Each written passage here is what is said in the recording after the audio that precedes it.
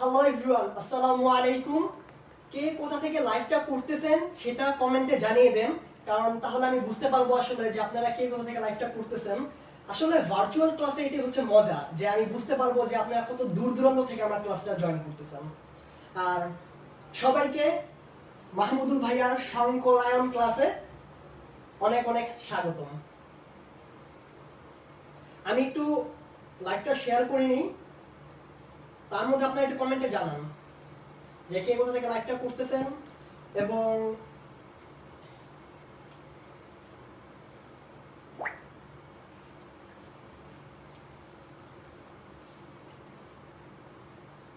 আপনারা সবাই কেমন আছেন?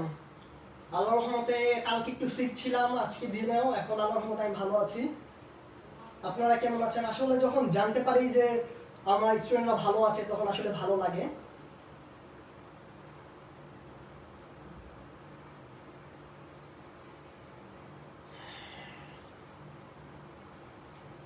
ওয়ালাইকুম সালাম।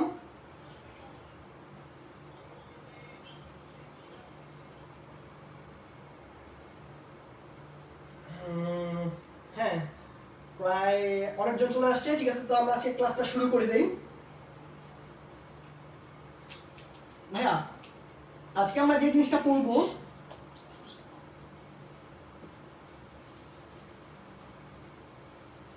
আজকে আমরা মূলত সংকলন পড়বো। ভাইয়া, আমি তোমাদেরকে ডেসক্রিপশনে লিখেছিলাম যে আমরা 6টা কোশ্চেন পড়বো এবং এই 6টা হুবহু কমন পড়বে। কিন্তু 6টা কোশ্চেন যদি আমি তোমাদের বেসিক থেকে না বুঝে পড়াই না, তাহলে দেখবে কি তোমরা আসলে বুঝতে পারতেছো না। ঠিক আছে? আচ্ছা, আমাকে কি ঠিকমতো দেখা যাচ্ছে নাকি, আমার ভয়েস ক্লিয়ার আছে নাকি একটু জানাও। ঠিক আছে, আমি একটু দেখি যে আমার সবকিছু ক্লিয়ার আছে নাকি, তোমাদের দেখতে কোনো সমস্যা হচ্ছে নাকি, এন্ড সব ঠিক আছে নাকি।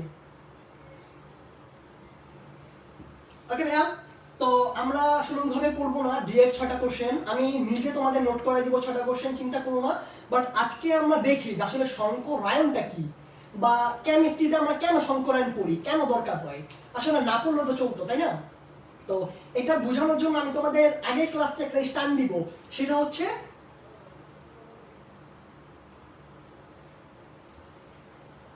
সমযোজী বন্ধন।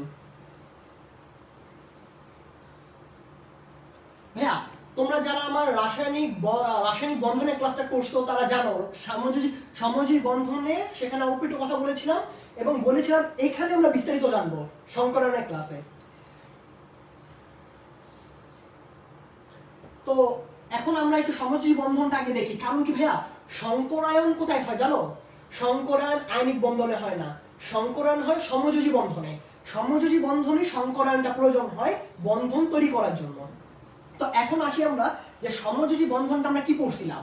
আমরা সমযোজী বন্ধন পড়ছি যে যখন দুইটা ইলেকট্রন শেয়ার করে, অর্থাৎ কেউ ইলেকট্রন ছাড়ছে না, কেউ ইলেকট্রন গ্রহণও করতেছে না।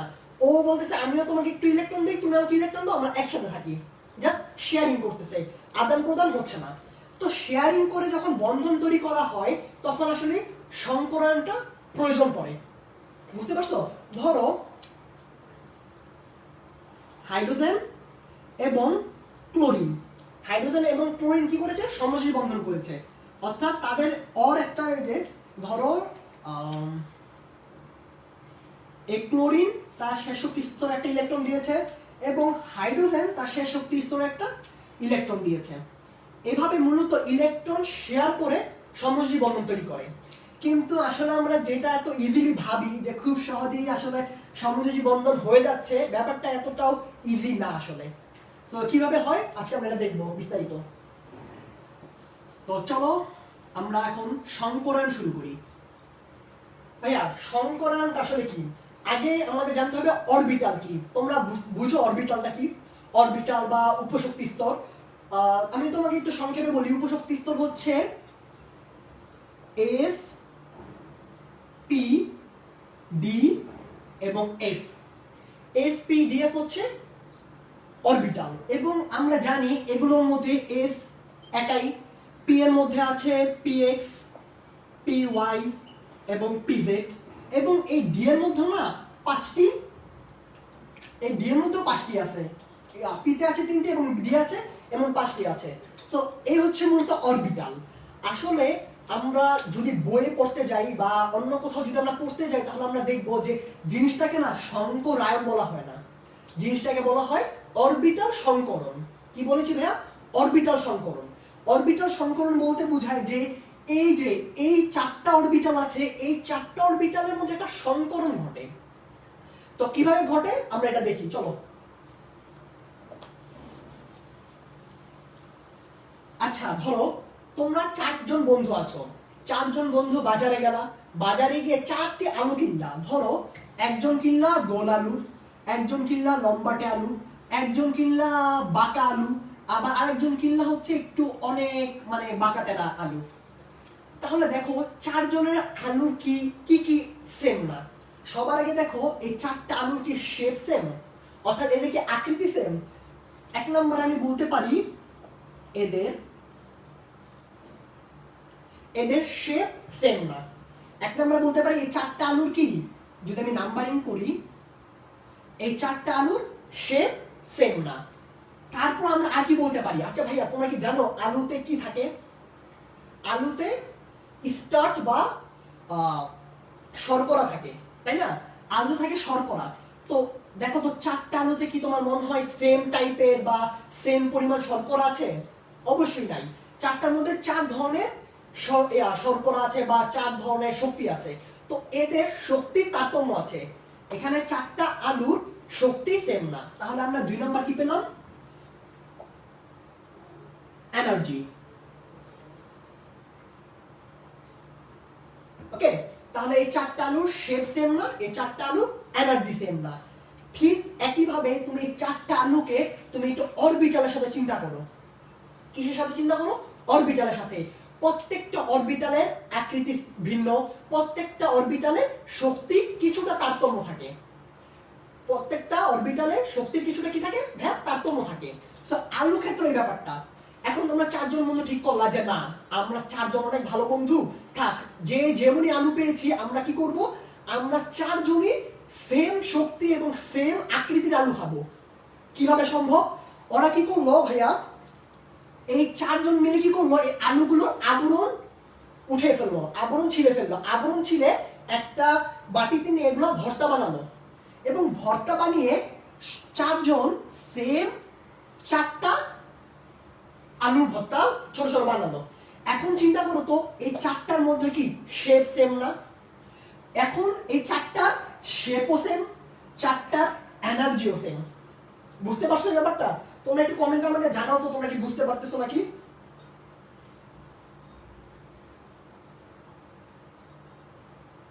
তোমরা আমাকে একটু কমেন্টে জানাও যে ভাইয়া বুঝতেছি নাকি। এই 4 জন মিলে কি করলো, 4টা ভর্তা বানালো।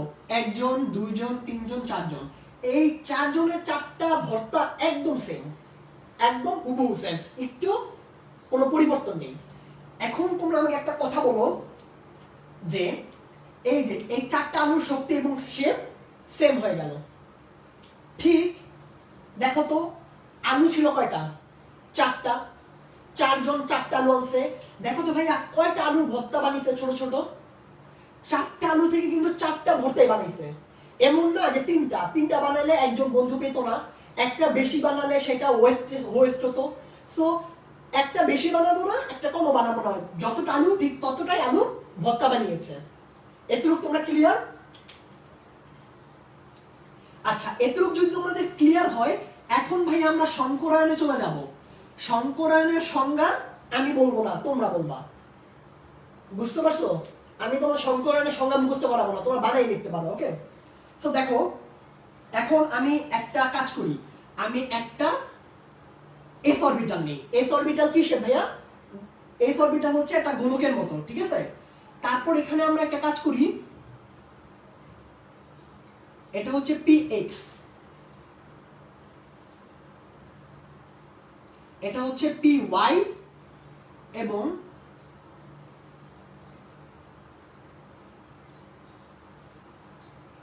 ধরে নাও এটা হচ্ছে pz। এখানে কয়টা অরবিটাল আছে? 4টা, একটা s এবং 3টা p অরবিটাল আছে। এখানে মোট 4টা অরবিটাল আছে, একটা s এবং 3টা p, ঠিক আছে?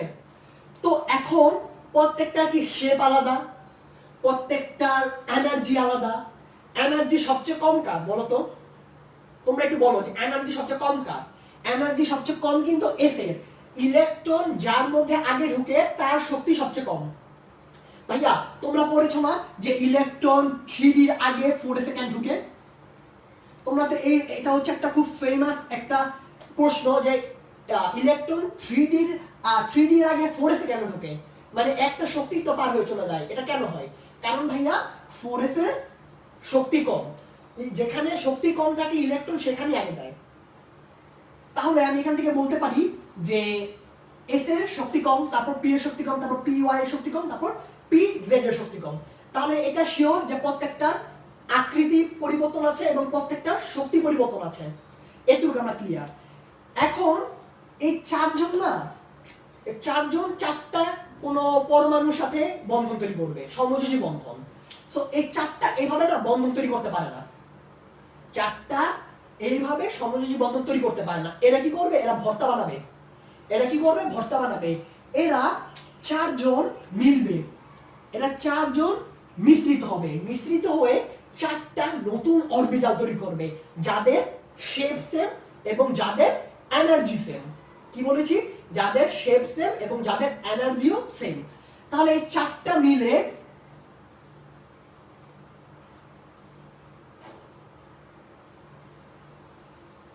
প্রত্যেকটার মধ্যে একটা করে ইলেকট্রন ছিল না? এই ইলেকট্রনগুলো আমি দিয়ে দিলাম। দেখো ভাইয়া এখন কি, যদিও আমার যেহেতু হাতে আঁকতেছি, যেহেতু আমার আঁকার মধ্যে একটু বড় ছোট হচ্ছে, কিন্তু আসলে এগুলো সবসময় সেম আকৃতির হয়।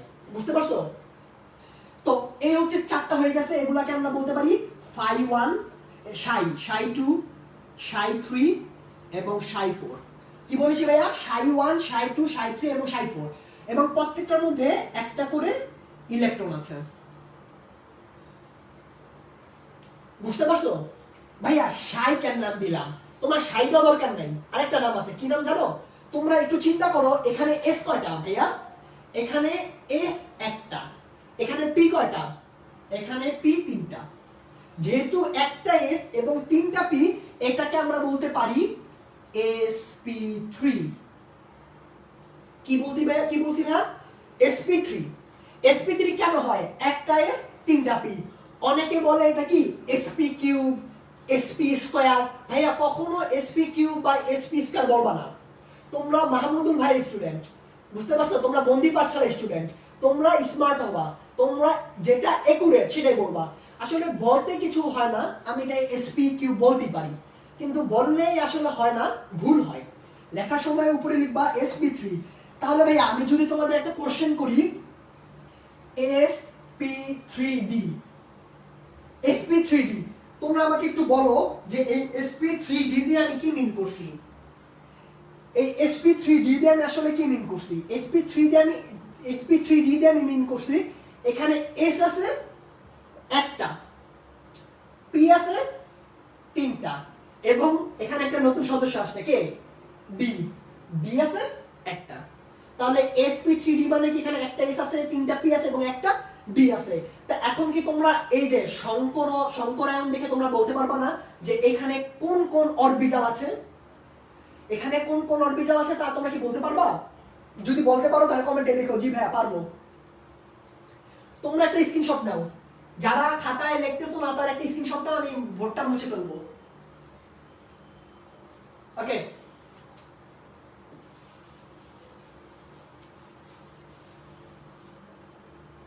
ভাইয়া তোমরা যারা এখনো ক্লাসটা শেয়ার করোনি শেয়ার করে দাও, কারণ এই ক্লাসটা যদি 50 বা 60 প্লাস শেয়ার হয় তাহলে তোমাদের জন্য আমি একটা শর্ট ভিডিও বানাবো। কি ভিডিও জানো? 15 সেকেন্ডে সংকরণ নির্ণয়।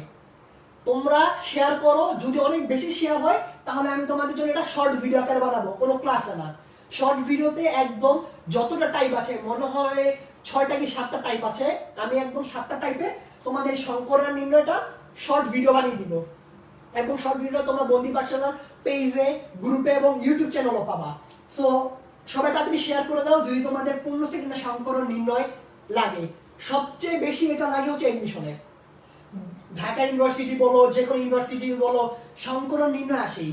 ইভেন তুমি যখন সিকিউ লিখবা তখন তোমার প্রথম লাইনই হবে যে এখানে H2O sp3 সংকরণ দেয় এবং NH3O sp3 সংকরণ দেয়, তারপরে যে বন্ধন কোণ ভিন্ন। আমি তোমাদের পড়াবো, এটা খুব ইম্পর্টেন্ট কোশ্চেন, পড়াবো, কিন্তু তোমাদের প্রথম লাইনই বুঝে, তোমাদের প্রথম লাইন লিখতে হবে।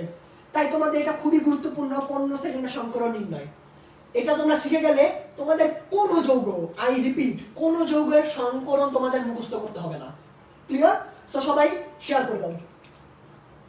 ওকে ভাইয়া, তো দেখো যেটা বলতেছিলাম যে তোমরা এখানে যদি ψ1 ψ2 ψ3 না দিয়ে sp3 দিতে পারো প্রত্যেকটা অরবিটাল, এখানে 4টা অরবিটালই sp3 সংকরণে সংকরিত আছে, বুঝতে পারছো? কিন্তু ভাইয়া তুমি যদি এখানে sp3 লিখো, তুমি ইলেকট্রন কোথায় দিবা? তুমি তো p এর উপর 3 লিখে ফেলছো, এটা উপরে কি ইলেকট্রন দেওয়া যাবে? দেওয়া যাবে না। এই জন্য আমরা সাই দিয়ে নতুন অরবিটালকে প্রকাশ করি, বুঝতে পারছো? এবং এই সংকরণ শুধুমাত্র কোন পরমাণুর শেষ শক্তি স্তরে হয়। কি বলছি ভাইয়া? সংকরণ কোন পরমাণুর শেষ শক্তি স্তরে হয়। কারণ কি, সমযোজী বন্ধন কি প্রথম শক্তি স্তরে হয়, দ্বিতীয় শক্তি স্তরে হয়? আমরা জানি না কোন শক্তি স্তরে হয়, আমরা শুধু এটাই জানি যোজ্যতা স্তর বা শেষ শক্তি স্তরে হয়, বুঝতে পারছো? ওকে, দেখো এখন আমরা সংজ্ঞা লিখবো। সবাই খাতা কলম নাও, আমি বলবো তোমরা লিখে ফেলবা। আমি বোর্ডে লিখবো না, আমি মুখে বলতেছি, তোমরা লিখে ফেলবা। লিখো, কোন পরমাণুর যোজ্যতা স্তরের, কোন পরমাণুর যোজ্যতা স্তরের, কোন পরমাণুর যোজ্যতা স্তরের 2 বা ততোধিক, 2 বা ততোধিক। আমি কেন 2 বা ততোধিক বলতেছি? ধরো যদি তোমার একটা বন্ধু থাকে, মানে ধরো তুমি একা, তুমি একটা আলু কিনে আনছো, এই আলুটা যেমনই হোক, যত শক্তি হোক, তুমি তো একটা আলু খাবা, ভর্তা বানাও বা যাই বানাও, এই একটা আলুই তো, তাই না? তাই একটা অরবিটালের সংকরণ হয় না সাধারণত, 2 বা ততোধিক হতে হয়। তাহলে কি লিখবা? কোন পরমাণু যোজ্যতা স্তরের 2 বা ততোধিক অরবিটাল, 2 বা ততোধিক অরবিটাল, কোন পরমাণু যোজ্যতা স্তরের 2 বা ততোধিক অরবিটাল পরস্পরের সাথে মিশ্রিত হয়ে সমসংখ্যক। কি বলছি ভাই? 4টা থেকে 4টা তৈরি হয়েছে, এর মানে কি? সমসংখ্যক। কোন পরমাণুর যোজ্যতা স্তরের 2 বা ততোধিক অরবিটাল মিশ্রিত হয়ে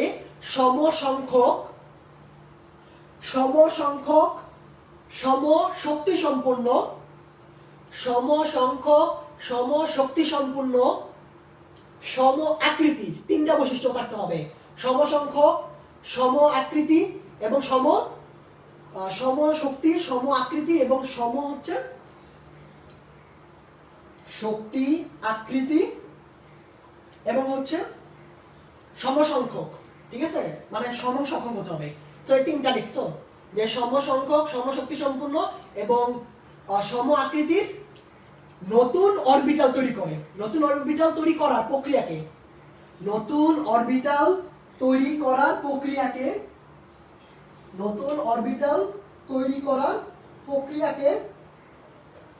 সংকরণ বা অরবিটাল সংকরণ বা সংকরায়ন বলে। সংকরণ অথবা সংকরায়ন অথবা অরবিটাল সংকরায়ন বলে। যাদের কাছে খাতা আছে লিখে ফেলছো, যাদের কাছে খাতা নেই পরে ভাইয়া ভিডিওটা আবার দেখে লিখে ফেললো। তোমরা চাইলে একটা কাজ করতে পারো, তোমরা কমেন্টে আমি যেটা বলবো তোমরা কমেন্টে লিখে ফেলতে পারো। তোমরা যদি কেউ কমেন্টে লিখো যার কাছে খাতা নাই, তাহলে কি হবে? তাহলে সবাই একবারে দেখে ফেলতে পারবে, বুঝতে পারছো? ওকে, আমরা কি করছি? সংকরিত করে 4টা অরবিটাল পাইছি। কিন্তু ভাইয়া একটা মজার ব্যাপার কি জানো? এই 4টা অরবিটাল না এইভাবে থাকে না। 4টা অরবিটাল এভাবে, নতুন 4টা অরবিটাল আলাদা আলাদা ভাবে থাকে না। এই নতুন 4টা অরবিটাল একসাথে একটা আকৃতি থাকে। এই 4টা অরবিটাল একসাথে যুক্ত হয়ে একটা নতুন আকৃতি থাকে। কি আকৃতি? চলো দেখি।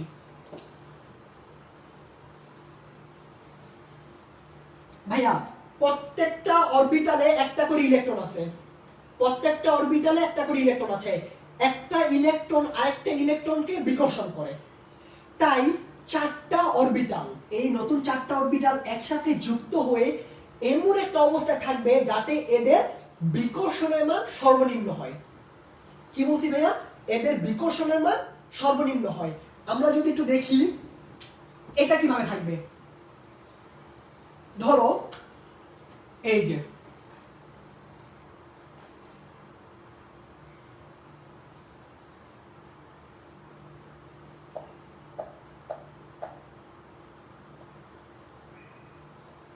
দেখো ভাইয়া sp3 সংকরণটা এভাবে হয়। sp3 সংকরণের পরে এই চারটা যে আলাদা লিখছিলাম এই চারটার সাথে যুক্ত হয়ে যায়, যুক্ত হয়ে এরকম একটা তলে এরকম একটা আকৃতি দেখায়। তোমরা বোর্ডে হয়তো বুঝবে না, আমি তোমাদের মার্কার দিয়ে বুঝাচ্ছি। ধরো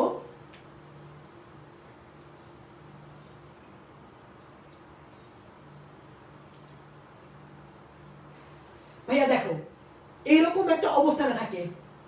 যদি আমি আরেকটা মার্কার নেই তাহলে তোমাদের বুঝতে ইজি হবে। দেখো ভাইয়া এটা এরকম অবস্থা থাকে, এটাকে বলা হয় চতুস্তলকীয়। চতুস্তলকীয় বা টেট্রাহাইড্রাল। তোমাদের ইংলিশ টার্মগুলো মনে রাখতে হবে, কারণ ভাইয়া ঢাকা ইউনিভার্সিটি একটা খুবই মজা করে। কি মজা করে? ওনারা ইংলিশ ওয়ার্ড দেয়, তোমাকে বলবে যে sp3 কি ধরনের আকৃতি দেয়, লিখবে টেট্রাহাইড্রাল, মনোহাইড্রাল বা স্ফেরিক্যাল বা দিবে হচ্ছে লিনিয়ার, এরকম অনেক কিছু দিতে পারে। তখন তুমি তো বুঝবা না, তুমি বলবা ভাইয়া তো বলছিল চতুস্তলকীয়, ভাইয়া চতুস্তলকীয়ের পাশে বলছিল টেট্রাহাইড্রাল। এটা হচ্ছে টেট্রাহাইড্রাল। কিভাবে? দেখো এই হচ্ছে শেপ, আমি তোমাদের একটু ঘুরে দেখাচ্ছি। দেখো ভাইয়া এই দেখো এরকম শেপ। এরকম শেপে কি হয় আসলে? দেখো ভাইয়া তুমি যদি চিন্তা করো, তুমি যদি একটা র‍্যাপিং পেপার দিয়ে তুমি যদি পেঁচাও তাহলে তুমি দেখবা যে এটা চারটা তল আছে। কিভাবে?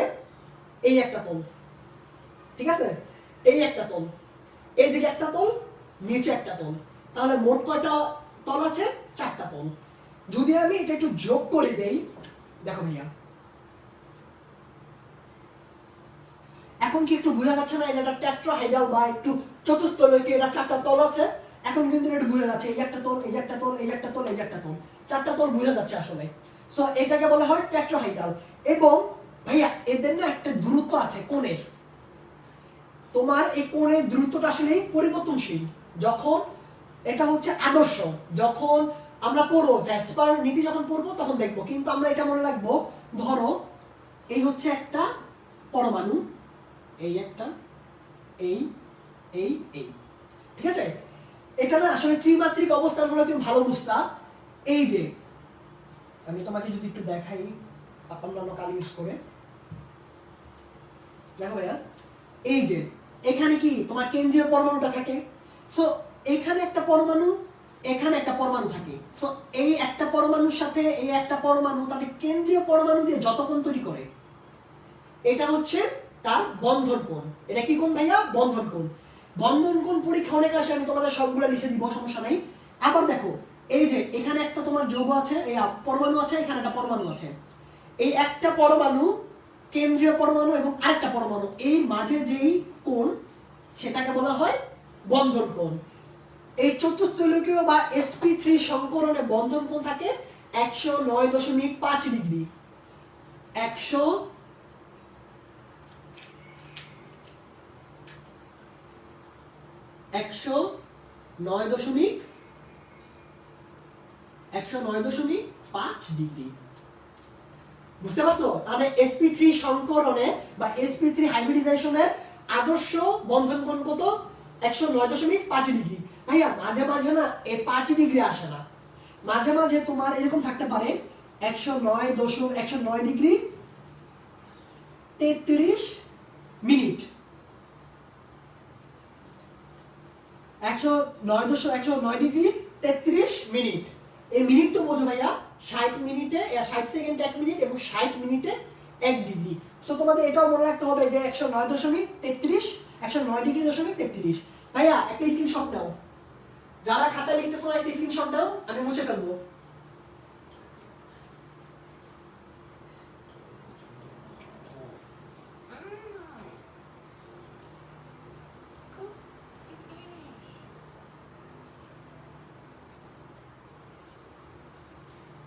ওকে, বুঝতে পারছো ভাইয়া?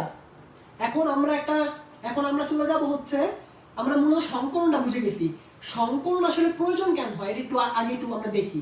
সংকরণ প্রয়োজন হয় এদের যে অরবিটাল গুলোর শক্তি একদম সর্বনিম্ন করার জন্য।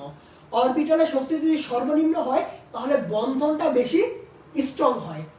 আর সংকরণ হয় হচ্ছে সমযোজী বন্ধনের ক্ষেত্রে। সমযোজী বন্ধন কিন্তু অনেক গুরুত্বপূর্ণ। আচ্ছা ভাইয়া তুমি বলো তো, আমি কি দ্বারা তৈরি বা তুমি কি দ্বারা তৈরি, মানুষ কি দ্বারা তৈরি? সমযোজী বন্ধন। যদি আমাদের দেহ সমযোজী বন্ধন দিয়ে তৈরি না হতো তাহলে আমি হাত এমন করতে পারতাম না। তুমি একটু চিন্তা করো, এটা যদি আয়নিক বন্ধন হতো আমার হাতটা কি হতো? আমি নাড়াতে পারতাম? শক্ত হয়ে আটকে থাকতো। আর যদি নাড়াতামও তাহলে কি হতো? ভেঙে যেত। কারণ আমরা আগে ক্লাসে পড়ছিলাম যে আয়নিক বন্ধন কি ভঙ্গুর, ভেঙে যায়, তাই না? যেমন লবণকে তুমি তো যেমন তেমন করতে পারবা না, ভেঙে যায়। সো আমাদের দেহ কিন্তু সমযোজী বন্ধন দ্বারা তৈরি। সো আজকে আমরা মূলত হব জৈব যৌগের সংকলন গুলো আজকে আমরা মূলত একদম শেষ করে ফেলবো, ঠিক আছে? তো এবং আমরা এর পাশাপাশি পাই বন্ধন এবং সিগমা বন্ধন নিয়ে আলোচনা করব। সবার আগে আমরা হচ্ছে sp3 নিয়ে আলোচনা করব। sp3 একটা আদর্শ উদাহরণ হচ্ছে CH4 বা মিথেন।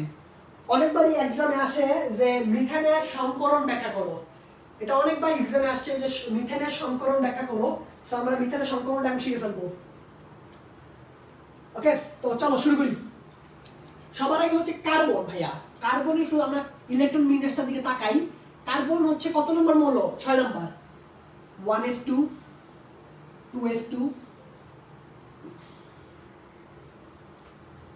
2px1 2py1 এবং ভাইয়া 2pz কিন্তু আছে, জানো?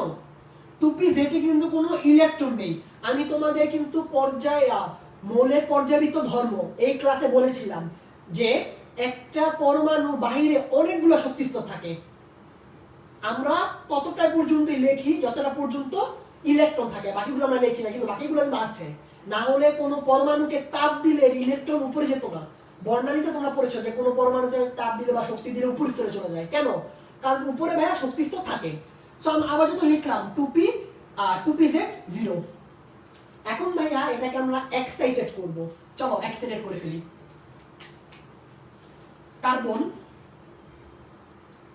কার্বন এটাকে যদি এখন আমরা এক্সাইটেড করে ফেলি তখন কি হবে?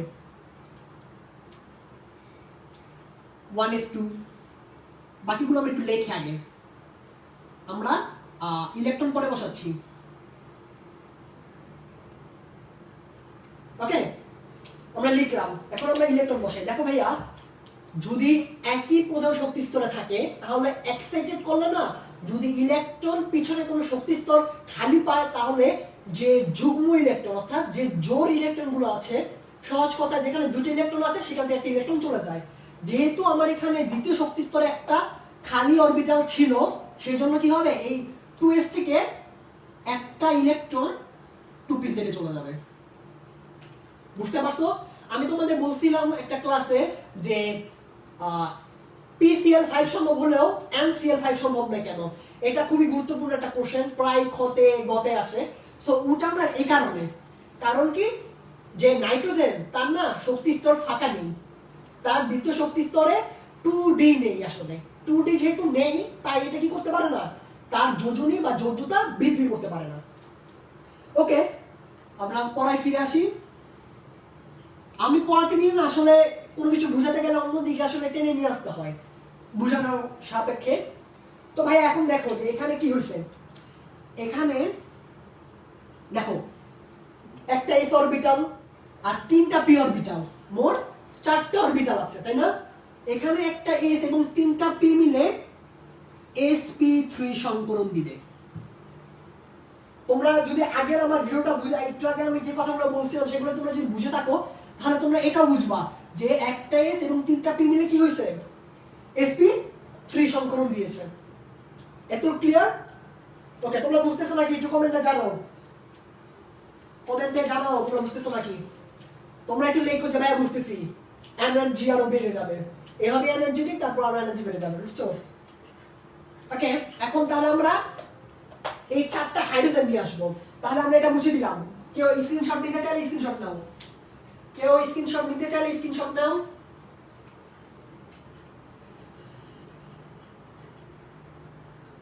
ওকে ভাইয়া মুছে ফেলি।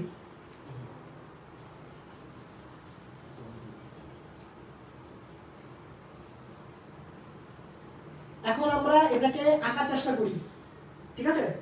প্রথমে আমরা একটু আগে দেখেছি না sp3 এর গঠন। চলো আমরা একটা sp3 আঁকার চেষ্টা করি। চেষ্টা বলছি কারণ হুবহু তাকা যাচ্ছে না সেজন্য।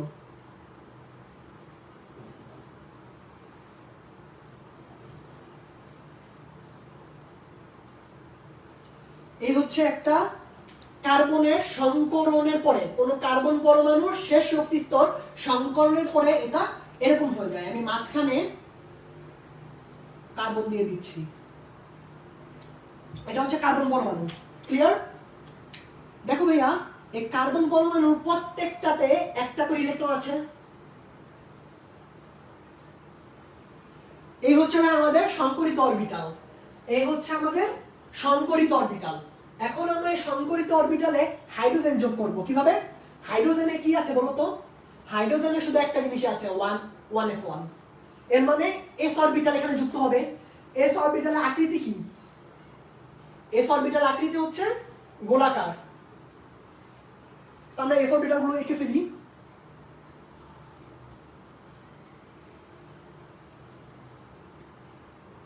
ঠিক আছে?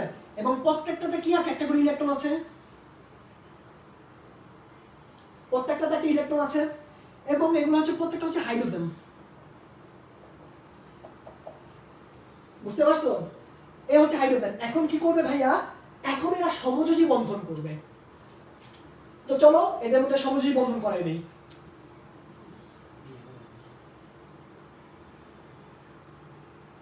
দেখো ভাইয়া, এদের মধ্যে সমযোজী বন্ধন হয়ে গেল এবং এদের শেয়ারকৃত ইলেকট্রন কোথায় থাকবে?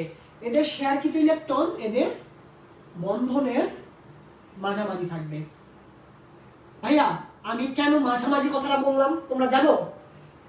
পড়িয়েছিলাম না ইলেকট্রোনেগেটিভিটি, পোলারিটি, পোলার আয়ন। মিথেনকে আমি কি বলছিলাম? এটা কি তোমরা একটু আমাকে বলো, আমি একটু দেখি আমার আগে ক্লাসগুলো তোমরা কতটুকু মনোযোগ দিয়ে করছো। তোমরা বলো, এই মিথেন এটা কি ধরনের যৌগ? মিথেন কি ধরনের যৌগ? অপোলার কি ধরনের পোলার সমযোজী যৌগ? অপোলার না পোলার? তোমরা একটু লিখো তাড়াতাড়ি, তারপরে তোমাদের এগিয়ে যাব।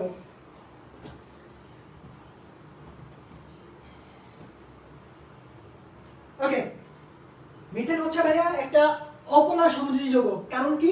কারণ হচ্ছে কার্বনের যে ইলেকট্রোনেগেটিভিটি সেটা হচ্ছে 2.5 এবং যে হাইড্রোজেন এটা যে ইলেকট্রোনেগেটিভিটি হচ্ছে 2.1। এদের মধ্যে ডিফারেন্স কত? 0.4। সো 0.4 ডিফারেন্স হলে না খুব একটা বড় ব্যাপার না। সো এটা অপোলার সমযোজী যৌগ।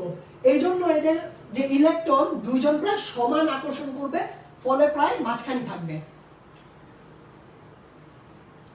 বুঝতে পারছো? সো এই হচ্ছে মূলত একটা মিথেন, মিথেনের স্ট্রাকচার। মিথেন মূলত এভাবেই গঠিত হয়। এখন তোমরা বুঝতে পারছো তো ভাইয়া, আসলে সমযোজী বন্ধন বলতে আসলে সংকরণী বুঝায়। সমযোজী বন্ধন বলতে আসলে কি বুঝায় ভাইয়া? সংকরণী বুঝায়। কারণ তোমার একটা 4টা অরবিটাল সংকরণ হয়েছে এবং সংকরিত অরবিটাল গুলোতে 4টা হাইড্রোজেন যুক্ত হচ্ছে। এখন আমি তোমাদের কিছু জিনিস বলবো যে জিনিসটা রিলেটেড হচ্ছে পাই এবং সিগমা বন্ধন নিয়ে।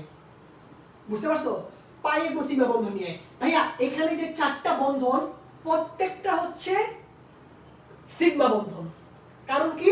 তুমি একটু লক্ষ্য করলে দেখবা যে এই অরবিটালটা এদিকে আসতেছিল। আমি তোমাদের একটু বুঝাই। এখান থেকে আমরা পাই এবং সিগমা ক্লিয়ার হয়ে যাব। ভর্তি পরীক্ষা অনেক বেশি আছে পাই এবং সিগমা বন্ধন, তো আজকে আমরা ক্লিয়ার হয়ে যাব।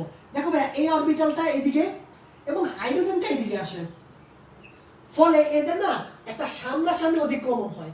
অর্থাৎ এটা এটা এটা কি হয়? একদম সামনাসামনি অধিক্রমণ হয়। তো সামনাসামনি যেটা অধিক্রমণ হয় এটা হচ্ছে সিগমা বন্ধন। পাই বন্ধন এখানে একটাও নাই, একটু পর আমরা পাই বন্ধন দেখব। তো বুঝতে পারছো এখানে তাহলে তাহলে মিথেনে কয়টা সিগমা বন্ধন আছে? 4টা। কয়টা পাই বন্ধন আছে? 0টা।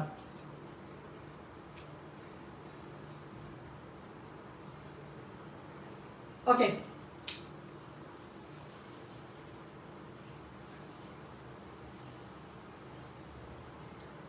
ভাইয়া এবার আমি তোমাদের দেখাবো হচ্ছে দ্বিবন্ধন। মূলত আমি এখন তোমাদের দেখাবো হচ্ছে sp2। এতক্ষণ আমরা sp3 নিয়ে অনেক কথা বললাম, কিন্তু sp2 নিয়ে আমরা তেমন কোনো কথাই বলি নাই। আমরা sp2টা আজকে দেখবো হচ্ছে জৈব যৌগ দিয়ে। জৈব যৌগতে যে sp2 একটা উদাহরণ দিতে চাই, তাহলে উদাহরণটা আমি আগে লিখি। আমরা একটু আগে কি করছিলাম, কার্বনকে আমরা আবার অ্যাক্সিডেন্ট করে দিই। কার্বনকে অ্যাক্সিডেন্ট করে দিলে 1s1 1s2 2s1 2px1 2py1 2pz1। ভাইয়া তোমরা চারজন বন্ধু আছো, কিন্তু বন্ধুদের মধ্যে কিছু ঘাটতেরা বন্ধু থাকে না? কিছু ঘাটতেরা বন্ধু থাকেই, মানে একটু রুট টাইপের। ও বলতেছে না আমি যে আলু আনছি আমি সেই আলুই খাবো, তোরা নিজেরা ভর্তা বানা। বোঝা নাই? হয়তো তার আলুটা একটু বড় ছিল বা একটু মন খারাপ, বুঝছো? তো এখানেও ঠিক ব্যাপারটা এরকম হয়। এখানে না এই 2pz না সংকরিত হবে না। এখানে দেখো, এখানে 2s 2px এবং 2py এই তিনটা সংকরণ করবে। সো এখানে s আছে কয়টা? একটা। p আছে কয়টা? দুইটা। তাহলে এটা হচ্ছে sp2। ক্লিয়ার? তাহলে এটা কি সংকরণ দিচ্ছে? এটা sp2 সংকরণ দিচ্ছে।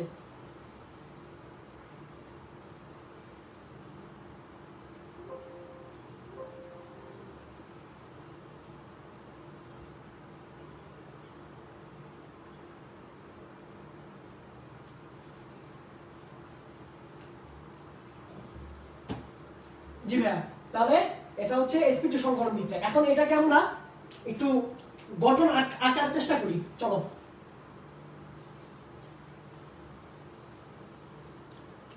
দেখো ভাইয়া, যদি আমরা এটা গঠন আঁকার চেষ্টা করি, গঠনটা কিছুটা এরকম হবে।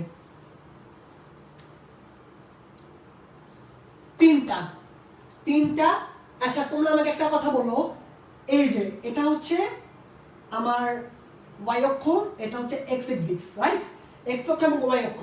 এখানে তিনটা রেখা আঁকবা এবং তিনটা রেখা পরস্পর থেকে সমান দূরত্ব থাকবে। যেহেতু ভাইয়া এখানে তিনটা অরবিটাল, সুতরাং এখানে তিনটা অরবিটাল থাকবে। তিনটা অরবিটাল কত ডিগ্রি দূরত্ব থাকলে প্রত্যেকটা সমান দূরত্ব থাকে বলতে পারবা? 120 ডিগ্রি। তুমি যদি একটু চিন্তা করো যে যদি প্রত্যেকটা থেকে 120 ডিগ্রি দূরত্ব থাকে, অর্থাৎ তুমি জিনিসটা এটা বলতে পারো যে ধরো এটা 120 ডিগ্রি, এখান থেকে ধরো এদিকে 120 ডিগ্রি এবং ধরো এদিকে 120 ডিগ্রি। ওকে, ধরো এগুলো হচ্ছে 120 ডিগ্রি করে। এর মানে কি প্রত্যেকটা থেকে প্রত্যেকটা দূরত্ব 120 ডিগ্রি। তাহলে আমি যদি এটাকে আমি অরবিটাল দিয়ে আঁকার চেষ্টা করি তাহলে কি হবে?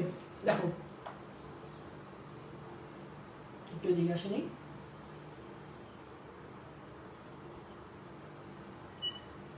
দেখো তো ভাইয়া ঠিক আছে নাকি? কি করছি ভাইয়া, এখানে কার্বনটাকে মাঝখানে আমরা একটু কার্বন রেখে নেই। এই কার্বনটাকে আমরা তিনটা দাগ দিয়ে ফেলছি। এই কার্বনটাকে আমরা তিনটা দাগ দিয়ে ফেলছি। এর মধ্যে প্রত্যেকটা হচ্ছে sp3। এই তিনটা মিলে এই তিনটা সংকরিত অরবিটাল করছে। কিন্তু এই যে তোমার যার একটা বন্ধু আছে, তুমি কি ওকে বাদ দিতে পারবা? যতই রুট হোক তোমারই তো বন্ধু, তাই না? সো এটাও না থাকবে।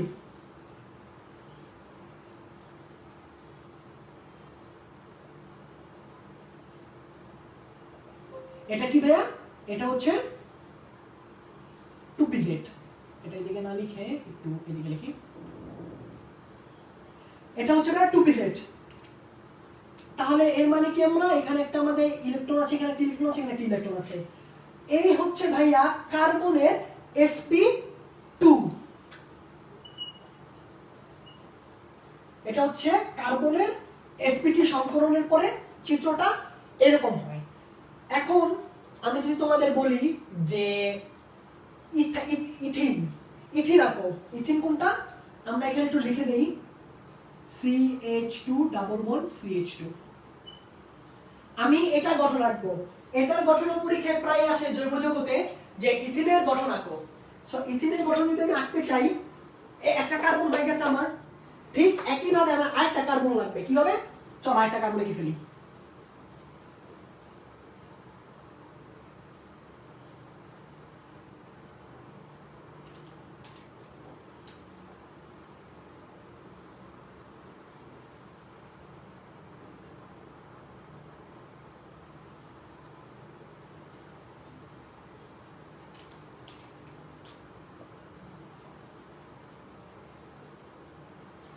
দেখো তো ভাই ঠিক আছে নাকি? দুই পাশেরটা কি সেম না? অর্থাৎ দুইটা কার্বন আমি নিয়েছি, দুইটা কার্বনের মধ্যে কি সংকরণ হয়েছে? sp2 সংকরণ। সবাই একটা দ্রুত স্ক্রিনশট নাও, একটা স্ক্রিনশট নিয়ে নাও। তো কি করছি আমরা দুইটা কার্বন আছে এবং দুটার মধ্যে সেম সংকরণ করছি। এখন আমরা আনবো হাইড্রোজেন। তো এই যে একটা হাইড্রোজেন আনলাম, এখানে একটা হাইড্রোজেন আনলাম, ঠিক একইভাবে এখানে একটা হাইড্রোজেন আনলাম এবং এখানে একটা হাইড্রোজেন আনলাম। ক্লিয়ার? এখন দেখো ভাইয়া বন্ধনগুলো হবে কিভাবে। সবার আগে আমরা একটু আগের মতো এখানে একটা বন্ধন করব, এখানে দুটো ইলেকট্রন, এখানে একটা বন্ধন করব দুটো ইলেকট্রন, এখানে একটা বন্ধন করব দুটো ইলেকট্রন, এখানে একটা বন্ধন করব দুটো ইলেকট্রন। ঠিক আছে? এই দুটো ইলেকট্রন একটু সুন্দর করে দেই। ওকে, সো এই হয়ে গেছে বন্ধন, এই হচ্ছে ইলেকট্রন। প্রত্যেকটা কি বন্ধন বলো তো? এখানে আমি মোট একটা দুইটা তিনটা চারটা বন্ধন করেছি, প্রত্যেকটাই হচ্ছে সিগমা বন্ধন। এবং আরেকটা বন্ধন হবে, সেটা হচ্ছে এই যে দুটা কার্বনের মাঝে, কার্বনের এই দুটো সংকরিত অরবিটালের মধ্যে একটা বন্ধন হবে। এটাও কি বন্ধন ভাইয়া? সিগমা বন্ধন। কারণ কি এই একটা বন্ধন একটা বন্ধন সামনাসামনি অতিক্রমণ করছে, কথা শেষ। সো এটা হচ্ছে সিগমা বন্ধন। এখন দেখো ভাইয়া, তোমারই তো বন্ধু, আলটিমেটলি তোমরা সবাই কি করতেছো? তোমরা সবাই রিলেশনে চলে যাচ্ছ। তোমার বন্ধুদের কি সিঙ্গেল রাখবা? একটু চিন্তা করো। তোমরা সবাই রিলেশন করতেছো, মাঝখানে এই দেখো টু পিসের দুইটা বেচারা, ও একটা ভুল করছে। কি ভুল করছে? ও তোমাদের সাথে আলু খায় নাই মিলে, ও একা একা আলু খাইছে, নিজের আলু কিনে নিজেই খাইছে। সো এই জন্য কি তোমাদের এত বড় শাস্তি দিবা যে ওকে তুমি রিলেশন করতে দিবা না? না ভাইয়া, ওকে আমরা রিলেশন করাবো। কিভাবে? দেখো, এই যে এই দুইটা অসংকরিত অরবিটাল, কি ভাই বলছি? অসংকরিত। এই দুটো অসংকরিত অরবিটাল পরস্পরের সাথে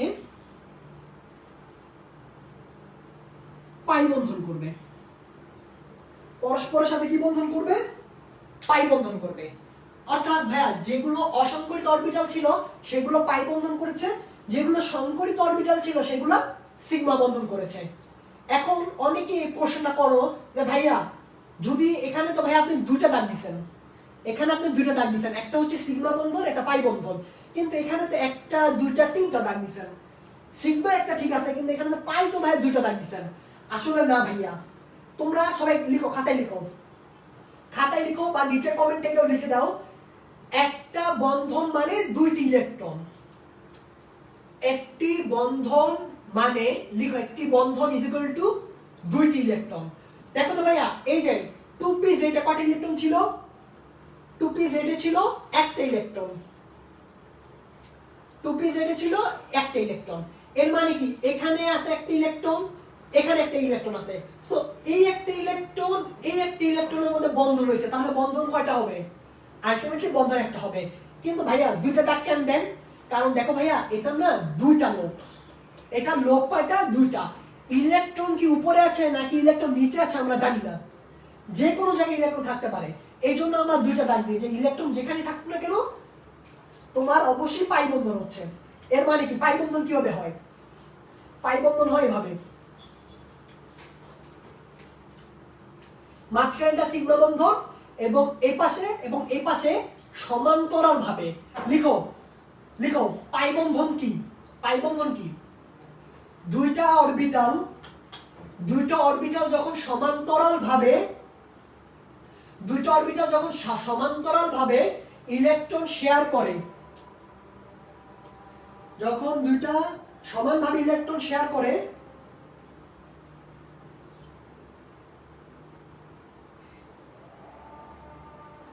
যখন দুইটা ইলেকট্রন সমানভাবে শেয়ার করে তখন তাকে বলা হয়, সমান্তরাল ভাবে শেয়ার করে তখন তাকে বলা হয় পাই বন্ধন। এবং সিগমা বন্ধন কাকে বলে? যখন কোন দুইটা অরবিটাল সামনাসামনি অতিক্রমণ করে। কি বলছি ভাইয়া? দুইটা অরবিটাল সামনাসামনি অতিক্রমণ করে। যখন দুইটা অরবিটাল সামনাসামনি অতিক্রমণ করে তখন তাকে সিগমা বন্ধন বলে। তাহলে এই হচ্ছে ভাইয়া আমাদের ইথিন। ইথিনের আকৃতি হচ্ছে ভাইয়া এই। তোমরা বুঝতে পারছো নাকি? একটু আমাকে লিখো, এবং তোমরা যারা স্ক্রিনশট নিতে চাও স্ক্রিনশট নাও।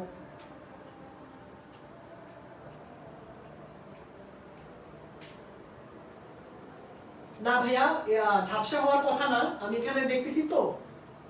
তুমি একটু একটা কাজ করো, তুমি বের হয়ে আবার ঢুকো যে ঝাপসা দেখতেছো, বা তোমার নেটটা অফ করে আবার অন করো।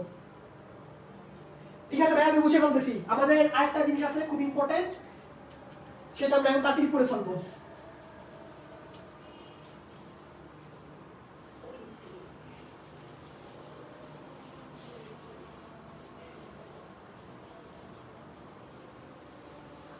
ভাইয়া আমি তোমাদের এভাবে বোঝানোর চেষ্টা করতেছি যাতে তোমাদের না ব্যাপারগুলো একদমই মুখস্থ করা না লাগে, লাইক তোমরা যাতে অটোমেটিক্যালি ব্যাপারটা পেরে যাও। একটু আগে আমি কি দেখাচ্ছিলাম যে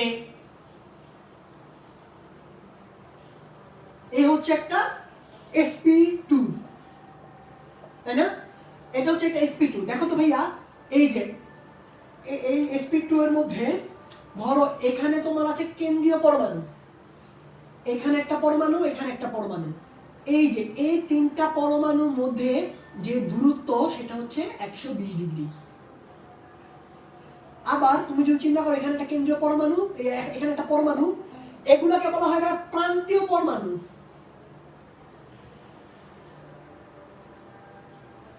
আর মাঝখানে যেটা থাকে সেটা হচ্ছে কেন্দ্রীয়। মূলত সংকরণ হয় কেন্দ্রীয় পরমাণু, মূলত সংকরণ হয় কি কেন্দ্রীয় পরমাণু, আর এটা হচ্ছে প্রান্তীয় পরমাণু। সো প্রান্তীয়, কেন্দ্রীয়, প্রান্তীয়, প্রান্তীয়, কেন্দ্রীয়, প্রান্তীয়র মধ্যে যে কোণ সেটাকে বলা হয় বন্ধন কোণ। তোমাদের যদি বলা হয় বন্ধন কোণ কাকে বলে, তখন বলবা যে কোনো সমযোজী যৌগে প্রান্তীয়, কেন্দ্রীয় এবং প্রান্তীয় পরমাণুর মধ্যে যে দূরত্ব, যে কৌণিক দূরত্ব, তাকে বলা হয় কোনো পরমাণুর বন্ধন কোণ। ওকে, এবং দেখো তো এটা তোমরা কি আকৃতিটা বুঝতে পারতেছো? আকৃতিটা কি? ত্রিভুজাকার, ত্রিভুজাকার আকৃতি, তিনটা পা ত্রিভুজ আকৃতি। ওকে, এবং এটা কি, এটা একদম সমদ্বিবাহু ত্রিভুজ, সমবাহু ত্রিভুজ হয়ে যায়। 120 ডিগ্রি করে থাকে, সমবাহু ত্রিভুজ হয়ে যায়। ওকে, এখন আমরা চলে যাব একটা খুবই গুরুত্বপূর্ণ অংশে। সাধারণত এটাই বেশি আসে পরীক্ষায়। আমরা এখন দেখব হচ্ছে এসপি সংকরণ।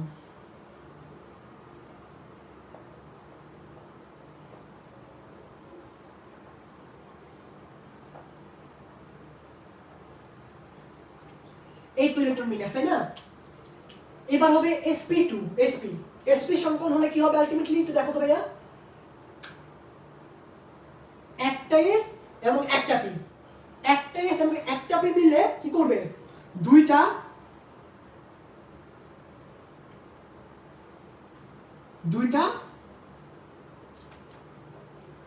সংকরিত অরবিটাল করবে এবং দুইটা অসংকরিত অরবিটাল কি রয়ে যাবে।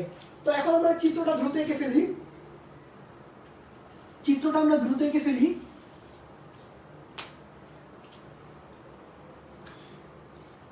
আচ্ছা, একটু কমেন্ট করো যে যদি দুইটা থাকে, মাত্র দুইটা লোক থাকে, তাহলে এদের কত ডিগ্রি করে থাকবে? ধরো এই হচ্ছে একটা গ্রাফ বা একটা লেখচিত্র, এখানে তুমি দুইটা এরকম গোল দিবা। তো এই দুইটা গোল কত ডিগ্রি কোণে থাকলে এদের দ্রুত সর্বোচ্চ হবে?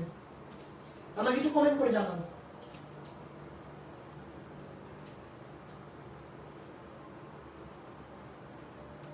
হ্যাঁ, 180 ডিগ্রি। কে বলেছে? শিমু, ধন্যবাদ তোমাকে। 180 ডিগ্রি করে থাকবে। Very good. দেখো এই হচ্ছে একটা sp, কার্বনের একটা sp সংকরণ হচ্ছে এটা। এখানে কার্বন কোথায়? কার্বন হচ্ছে এই মাঝখানে। এই হচ্ছে একটা কার্বনের sp সংকরণ।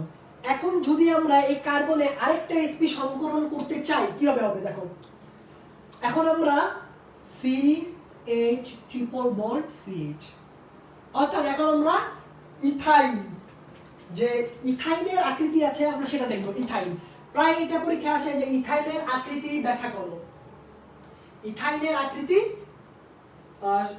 ব্যাখ্যা করো। তখন তোমরা যেভাবে সংকরণের মাধ্যমে তোমরা আকৃতি ব্যাখ্যা করবা। তো দেখো এই একটা এসপি, আমি এই পাশে একটা কাজ করি, আমি এই পাশে আরেকটা এসপি এঁকে ফেলি, তবে এখানে একটু সমস্যা আছে। আচ্ছা ভাই আজাদ দিচ্ছে তো আমি একটু বোর্ডে লিখি, তোমরা আমার সাথে তুলো, তারপর আমি তোমাদেরকে বুঝাচ্ছি। একটু আগানোর সময় কথা বলা তো উচিত না?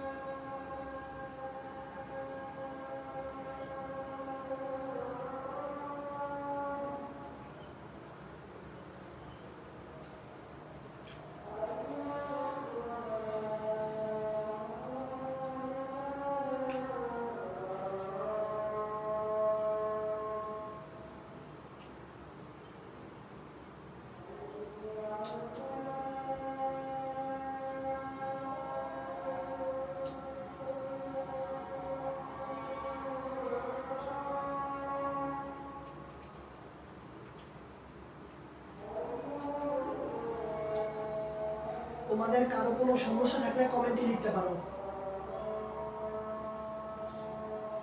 তোমাদের কারো কোনো সমস্যা থাকলে কমেন্টে লিখতে পারো, আমি এটা অ্যান্সার দিব।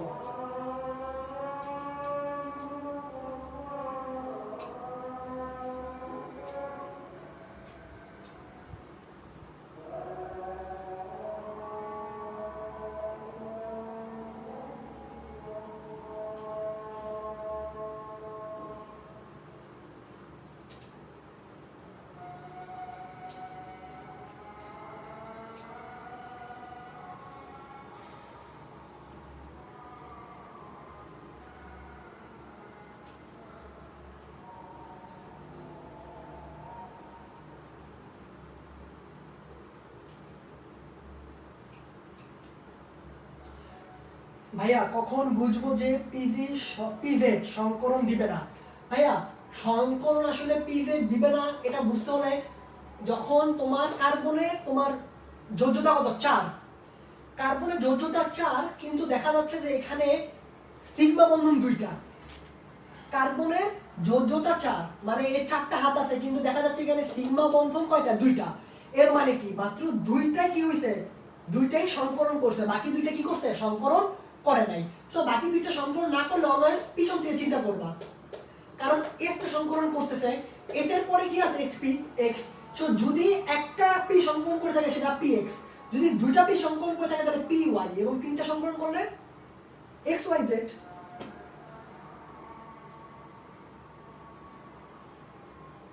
তোমরা সবাই সবকিছু বুঝতে পারছো নাকি সেটা একটু লিখো, যে এ পর্যন্ত সব ঠিক আছে নাকি। আর যাদের স্ক্রিনশট নেওয়ার স্ক্রিনশট নিয়ে নাও, আমি এখন তোমাদের এটা বুঝাবো। ইশরাত কবির, তোমার ভাইয়া অ্যানসার পাইছো? ইশরাত কবির ভাইয়া, আই থিংক তুমি তোমার অ্যানসারটা পাইছো, যে ঘাটতারা কিভাবে বুঝবা যে শেষে থাকবে। এবং জৈব যৌগের এরকমই, জৈব যৌগের কার্বনে সবসময় এরকমই সংকরণ হয়, যদি যতটা তোমার সংকরণে অংশগ্রহণ করে ঠিক ততটাই সিগমা বন্ধন হয়। ওকে, পরে চলে আসি আমরা, পরে চলে আসি। দেখো ভাইয়া, এটা হচ্ছে এই কার্বনের সংকরণ, sp সংকরণ হয়েছে, এই যে একটা, এই যে 2টা sp মিলে 2টা সংকরণ করেছে।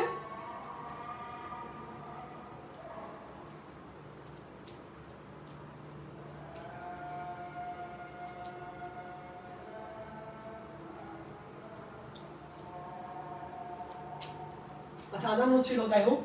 দেখো ভাইয়া, তোমাদের এই দুইটা sp মিলে এই দুইটা সংকলন করেছে এবং এই দুইটা অসংগঠিত অরবিটাল হয়ে গেছে, একটা হচ্ছে pf এবং একটা হচ্ছে pz। তুমি যেটাকে যেভাবে ধরতে চাও, আমার যতটুকু মনে হয় যেটা সমানভাবে দিবা সেটা py ধরবা, কারণ আমরা জানি যে উপরেরটা হচ্ছে y এক্সিস এবং যেটা একটু কোণাকুণি দিবা সেটা pz ধরবা। ওকে, যেমন এটা এখানে হচ্ছে 2p, এটা কি ধরবা ভাইয়া, y ধরবা এবং এটাকে ধরবা 2pz।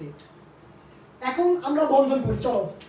দেখো এখানে হাইড্রোজেন এবং এখানে কার্বনের একটার মধ্যে হবে একটা বন্ধন হয়ে গেল, ঠিক আছে। এখানে একটা হাইড্রোজেনের সাথে বন্ধন করে ফেললো, ঠিক আছে, এবং কার্বন কার্বনের মধ্যে একটা বন্ধন করে ফেললো। এখানে এই যে তিনটা বন্ধন হচ্ছে এটা কি সামনাসামনি, তো সামনাসামনি বন্ধন হলে কি হলো সিগমা বন্ধন, অর্থাৎ প্রত্যেকটা এখানে কি বন্ধন সিগমা বন্ধন, ঠিক আছে। আমি একটু নিচে দেখাগুলো একটু বুঝতেছি, তোমরা একটা স্ক্রিনশট নাও, আমি নিচে দেখাগুলো একটু বুঝবো। স্ক্রিনশট নিলে কি পরে দেখে দেখে তুলতে পারবা, ধরো ক্লাস তোমাদের আবার করতে হবে না, অনেক সময় ক্লাস মনে থাকে কিন্তু লেখাগুলো মনে থাকে না। আমিও যখন অনলাইন ক্লাস করতাম স্ক্রিনশট নিয়ে নিতাম যদি খাতা না থাকতো। দেখো ভাইয়া, এই একটা হচ্ছে কার্বন, এই কার্বনের সাথে কি করছি, এখানে আরেকটা কার্বন দিছি, রাইট, দুইটা কার্বন দিছি, এখানে একটা হাইড্রোজেন দিছি, এখানে একটা হাইড্রোজেন দিছি এবং মাঝে একটা বন্ধন দিছি এবং ইলেকট্রনগুলো এবার মাঝখানে দিয়ে দিছি।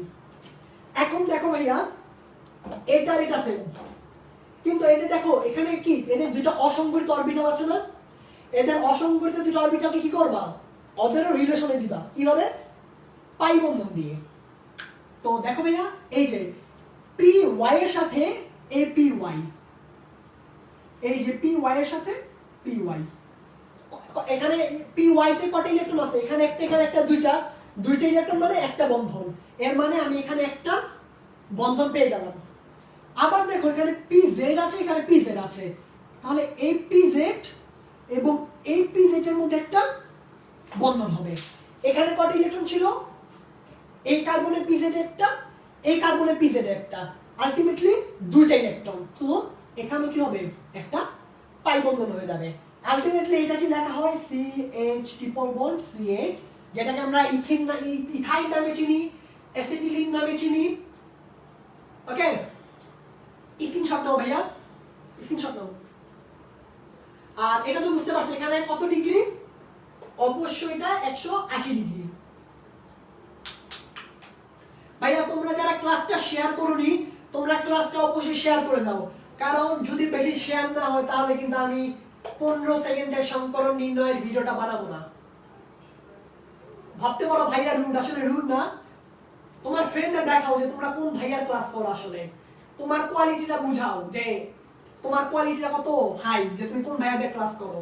সো শেয়ার করে দাও, তোমাদের জন্য 15 সেকেন্ডের সমীকরণ নির্ণয় খুবই শীঘ্রই চলে আসবে। স্ক্রিনশট নেওয়া শেষ। আচ্ছা, তাহলে এখানে মুছে ফেললাম। তোমরা sp3, sp2 এবং sp এই তিনটা জৈব যৌগ দিয়ে শিখে গেছো, তাই না? তাহলে তোমরা তোমাদের আরো কিছু ব্যাপার জিনিস দেখানোর আছে। মাঝে মাঝে পরীক্ষায় আসে, এই সংকরণে s এর পার্সেন্টেজ কত, p এর পার্সেন্টেজ কত, যদিও এখানে আমি এটা যুক্ত করিনি, s এর বা p এর পার্সেন্টেজ কত শতাংশ s বা p আছে, একটু আমরা খেয়াল করি নির্ণয়টা দ্রুত আমরা এটা শিখে দিয়ে যাবো এখনই। sp3 s আছে কয়টা, s আছে একটা, p আছে কয়টা তিনটা, মোট আছে কয়টা চারটা আছে না? একটা জিনিস চিন্তা করো, sp3 সংকরণে s এর বৈশিষ্ট্য কতটুকু আছে বা s কত অংশ আছে, কত পার্সেন্টেজ আছে, এটা বের করতে নিলে s কতটুকু আছে ভাই, এক না 1/4 ইনটু 100 কেন দিব ভাইয়া, আমরা পার্সেন্টেজ বের করতে গেলে কি 100% তো দেই, আলটিমেটলি আসবে 25%। তাহলে এখানে p কত percent, 3/4 into 100% is equal to 75%। বুঝতে পারছো? মাঝে মাঝে আসে যে তোমার জৈব যৌগতে আসে ভাইয়া, অজৈব যৌগতে সাধারণত আসে না।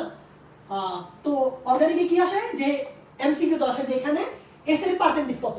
তো ভাইয়া sp3 তে এস এর পার্সেন্টেজ 25% এবং পি এর পার্সেন্টেজ 75%।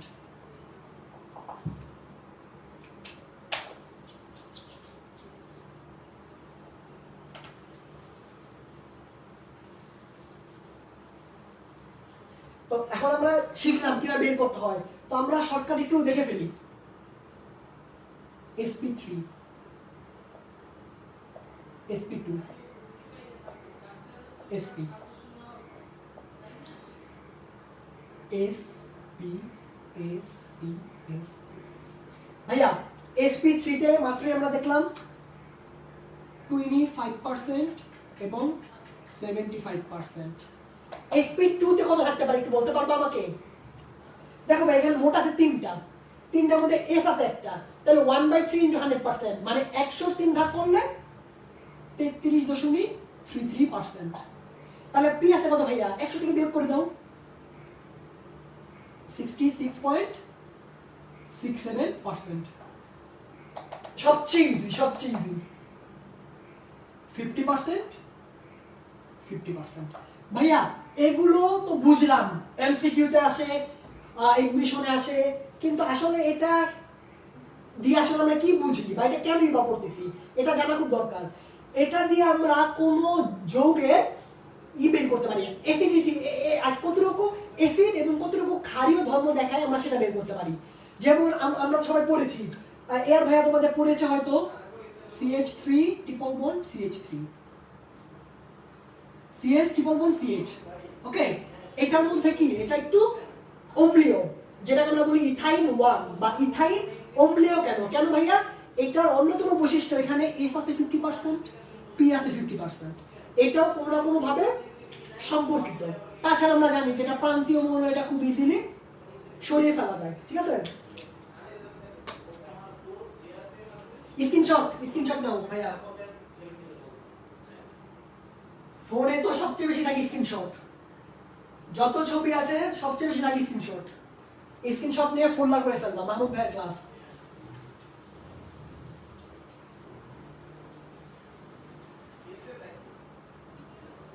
ওকে, এখন আমি তোমাদের একটা ছোট্ট জিনিস দেখিয়ে আজকে ক্লাস শেষ করে দিব। সেটা হচ্ছে এই যে পাই ও সিগমা বন্ধন গণনা। ভাইয়া তোমরা এই যে পুরোটা দেখে একটা কনক্লুশন আসতে পারছো যে যদি কার্বন কার্বন এক বন্ধন থাকে তাহলে সেটা হয় sp3, কার্বন কার্বন দ্বিবন্ধন থাকলে সেটা হয় sp2 এবং কার্বন কার্বন ত্রিবন্ধন থাকলে সেটা হয় sp। স্ক্রিনশট নিয়ে নাও বা লিখে নাও, তাহলে আমরা এটা অলরেডি জানি, আমরা তখন দেখে এটা বুঝতে পারছি, তাই না? তাহলে যদি তুমি কোনো যৌগ দেয় তোমাকে, এখনই আমরা এই জিনিসটা বের করে ফেলি।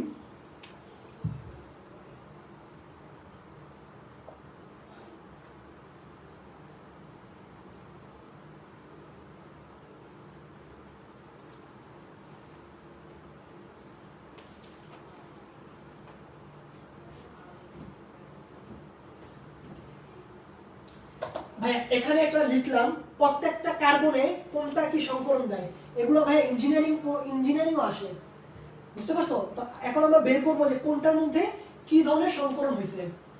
সবার আগে এই যে এটা দেখো, প্রথম কার্বনে কি আছে ভাইয়া? একক বন্ধন, রাইট?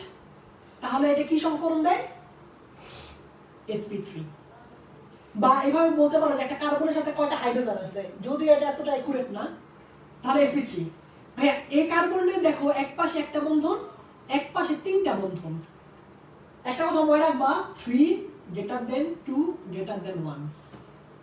মানে যদি কোনো কার্বনের পাশে ত্রিবন্ধন দেখো তাহলে এই দুইটা চিন্তা করারই দরকার নাই। যদি কোনো কার্বনের পাশে দুই বন্ধন দেখো তাহলে এটা চিন্তা করার দরকার নেই। ক্লিয়ার? তো এখানে তিন বন্ধন যেহেতু আছে তাহলে এটা আমি খুব ইজিলি বলতে পারি sp। এখানেও দেখো এক পাশে তিনটা বন্ধন আছে, এক পাশে একটা আমার চিন্তাই দরকার নাই, আমি শুধুমাত্র লিখে ফেলবো sp। এখানে দেখো একটা পাশে আছে একটা পাশে আছে দুইটা কি একটা থেকে বড় না? sp2। এবং শেষে দেখো এক পাশে আছে দুইটা এবং অন্য পাশে যদি আমি এটাকে একটু ভেঙে লিখতে চাই তাহলে আমি এটা এভাবে লিখতে পারি এইচ এইচ। তাহলে মানে কি দুইটা বেশি ইম্পর্টেন্ট, তাহলে এটাকে আমি এমনি লিখতে পারি যে এটাও sp2। স্ক্রিনশট নাও ভাই, স্ক্রিনশট নাও।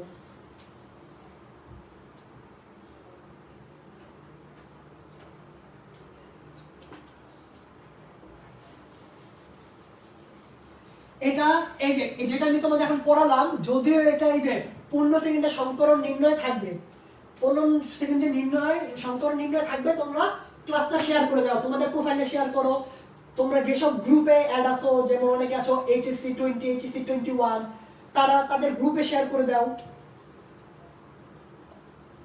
ওকে, সো এখন আসো খুব ইজিলি আমরা কিছু বিষয় দেখি।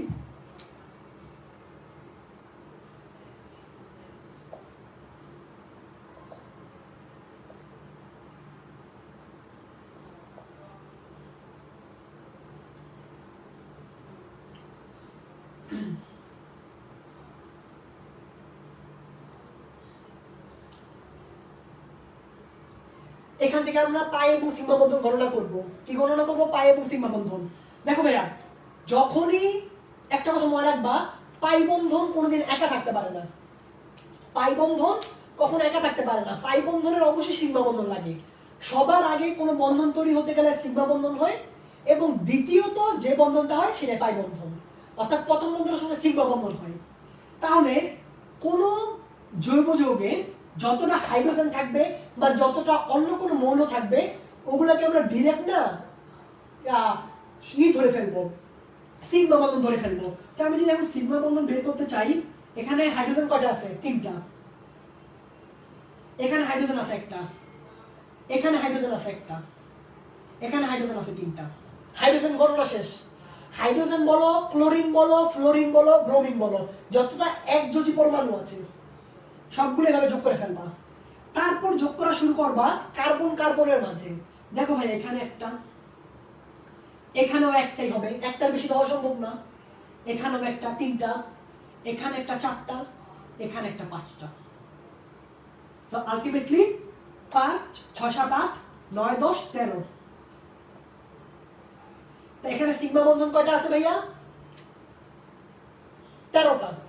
ওকে, পাই বন্ধন, পাই বন্ধন গণনা সবচেয়ে ইজি।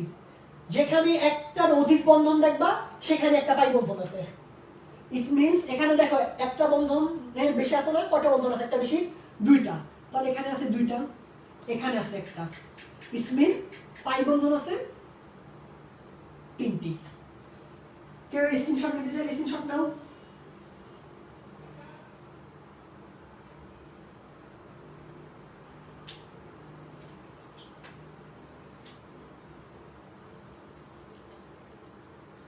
ওকে ভাই, স্ক্রিনশট যদি তোমাদের নেওয়া শেষ হয়ে যায় তাহলে মুছে ফেলি।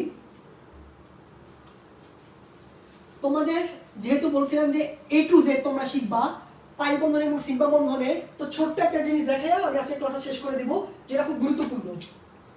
আসলে আমরা বুঝি না যে সমান্তরাল ভাবে কিভাবে যুক্ত হয়। দেখো ভাইয়া, একটা S, একটা S। ওকে, ধরো এটা এদিকে যাচ্ছে এবং এটা তার উল্টো দিকে যাচ্ছে, এই দুইটা যুক্ত হবে, সামনাসামনি যুক্ত হচ্ছে না, কি বন্ধন তৈরি হবে ভাইয়া? সিগমা বন্ধন। আলটিমেটলি বন্ধনটা হয় কিছুটা এরকম।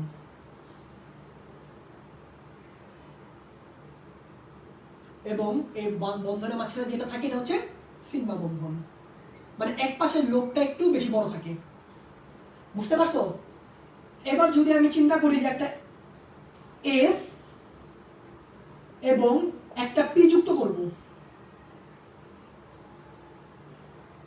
পিটা এদিকে আসতেছে এবং এসটা এদিকে যাচ্ছে, এই দুটো যুক্ত হয়ে কিছুটা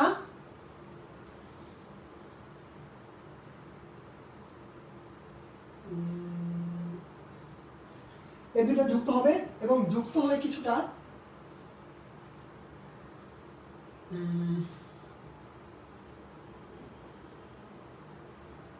এমন বন্ধন তৈরি করবে। সো সামনাসামনি অতিক্রমণ হলে না এরকম বন্ধন। আরেকটা আছে, এটা দেখাই দিই তোমাদের, যে ধরো দুইটা পি, দুইটা পি যদি সামনাসামনি অতিক্রমণ করে তাহলে আলটিমেটলি কি হবে? আলটিমেটলি হবে হচ্ছে এরকম করে একটা হয়, এবং এটা এদিকে থাকে একটা। এই তিনটাই কি বন্ধন ভাইয়া?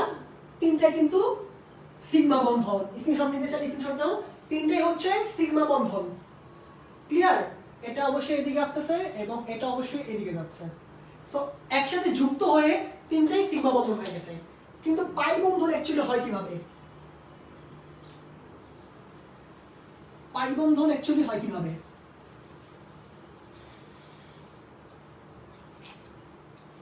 ধরো একটা পরমাণুর শেষে আছে S1 এবং PX1, অর্থাৎ কি যোজনী কত? 2। ধরতে গেলে তুমি ধরতে পারো বোরন, বোরনকে তুমি ধরতে পারো এভাবে, একটা S আছে এবং একটা P আছে। তুমি এখানেও ধরো একটা S আছে এবং একটা PX আছে। ধরো এটা হচ্ছে X মৌল, এটাও X মৌল, দুইটা X মৌল যুক্ত হবে। কিভাবে যুক্ত হবে দেখো। ধরো এই যে একটা S, এটা S, এবং এই S এর মাঝখানে অবশ্যই কি আছে বলো তো ভাইয়া? P। এটা একটা X মৌল, এবং আমি এটা একটু মুছে দেই তোমাদের বুঝতে ইজি হবে। এবং এদিকে কি আছে দেখো ভাইয়া, এখানে একটা S আছে এবং S এর উপর একটা P আছে, এটাও X মৌল। এখানে কি কি আছে ভাইয়া? S ও আছে, P ও আছে। তা এখন যদি এই দুটো বন্ধন তৈরি করে কি করবে দেখো ভাইয়া, দুইটা S কি সামনাসামনি না? P কিন্তু সামনাসামনি না, দুইটা P কিন্তু উপর নিচে, P কিন্তু উপর নিচে। তাহলে এই দুইটা S যুক্ত হবে এভাবে, তাহলে এটাই হবে। কিভাবে হবে? ধরো এরকম একটা শেপ হলো, বেশি বড় এঁকে বলছি আসলে।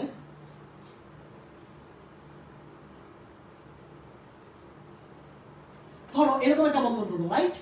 এবং এটা বন্ধনটা কি? এই যে এটা কি বন্ধন? এই মাঝখানে এটা কি বন্ধন বলো তো? এটা হচ্ছে সিগমা বন্ধন। কিন্তু এই দুটা পি ছিল না, পি কিন্তু ছিল। তো এখন আমরা পি দুটো এঁকে ফেলি।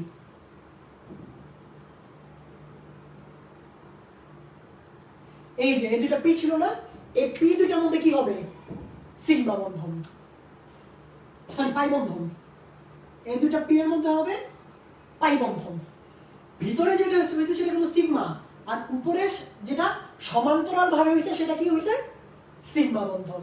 এখন তোমরা, আমার মনে হয় না যে পাই বন্ধন এবং সিগমা বন্ধন নিয়ে তোমাদের কোনো সমস্যা থাকতে পারে।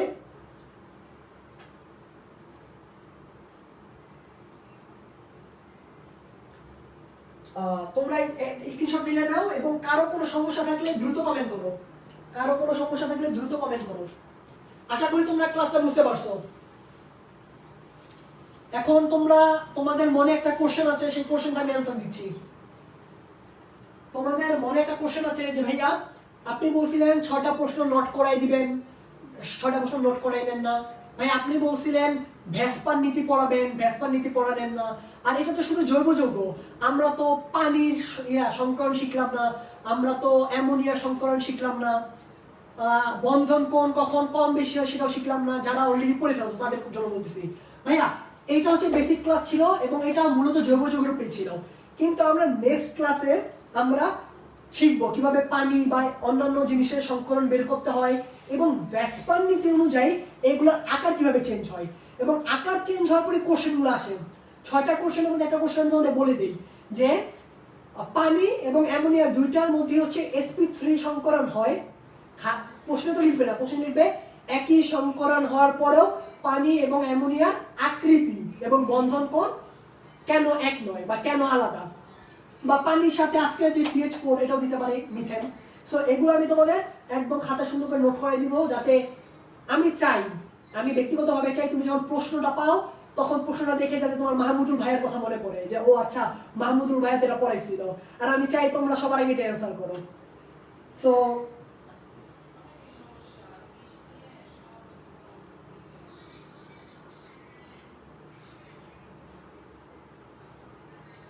sp2, আচ্ছা ইশরাত কবির তুমি যেটা বলছো ভাইয়া যাওয়ার আগে sp2 এবং d3 এর সংকরণ দেখা যান ভাই, এগুলো সংকরণ দেখাবো। বিশেষ করে তুমি যেটা সংকরণ দেখতে চাচ্ছ সেটা হচ্ছে জটিল যৌগতে দেখা যায়। বুঝতে পারছো? সেটা সাধারণত আমাদের এগুলোতে লাগে না, কোনো যৌগতে লাগে না, জটিল যৌগতে লাগে। জটিল যৌগ পড়ানোর সময় এটা পড়াই দিব। সো তোমাদের জন্য গল্প আছে, গল্প শুনবা? ওকে, তোমরা অনেকে গল্পে জড়বে করো, তোমার একটা ছোট্ট একটা গল্প বলি। এক রাজার দুটা পাখি ছিল। সো ছোট থেকেই পাখি দুটা যখন বড় হয়, মানে ওদের জন্মের পরই মানে ওদের যে মা ছিল সে মানে মারা গেছিল। তো ছোটবেলা থেকে দুটা পাখি দুটা ডালে থাকতো। সো কিছুদিন পরে যখন এদের পাখা ভালো মতো গজাইলো, তখন কি হলো, একটা পাখি উড়ে, কিন্তু আরেকটা পাখি কোনোভাবেই উড়ে না। ওকে খাওয়া দিলেও উড়ে না, খাবার না দিলেও উড়ে না, কোনোভাবেই ওই পাখিটা উড়ে না। সো রাজা অনেক চিন্তা করে গেল, রাজার খুব প্রিয় পাখি ছিল ওদের মা। সো মা যেহেতু প্রিয় ছিল, তো তাদের সন্তানও প্রিয় রাজার কাছে। তো রাজা বড় বড় ডাক্তারকে আনলো, আন্না বললো যে আমার এই পাখিটা কেন এই ডালে বসে আছে, কেন এই ডাল থেকে উড়ে না। তো ওই রাজ্যের বড় বড় ডাক্তার আসলো, পশু ডাক্তার, মানুষের ডাক্তার, সবাই চেষ্টা করলো, কিন্তু দেখে না, ওদের ওর তো পাখনা ঠিক আছে, ওর পাখাতে কোনো সমস্যা নাই। কেউ কেউ বললো যে ওর মন খারাপ, এই জন্য উড়ে না। সো একদিন একজন আসলো, ভদ্রলোক এসে বলতেছে যে রাজা, আমি আপনার পাখিকে উড়াতে পারবো। বলে তুমি উড়াতে পারবা? বলে হ্যাঁ, আমি পাখিকে উড়াতে পারবো, কিন্তু আমাকে এই এতটুকু অর্থ দিতে হবে। বলে আচ্ছা ঠিক আছে, তুমি এতটুকু অর্থ আমাকে দিব, তুমি পাখিটাকে উড়াও। তো ওই ব্যক্তি কি করছে, আচ্ছা বলছে আমি পাখিটাকে উড়াবো, তার আগে না আমার একটা একটা একটা এই আমাকে একটা কোনো একটা ধারালো কিছু দিতে হবে। সো তাকে একটা ধারালো একটা অস্ত্র দিল। সে কি করছে, সে সুন্দর মতো গাছটার কাছে যেয়া সে ডালটা কেটে দিছে। সো যখন সে ডালটা কেটে দিছে, পাখি অটোমেটিকলি উড়া শুরু করছে।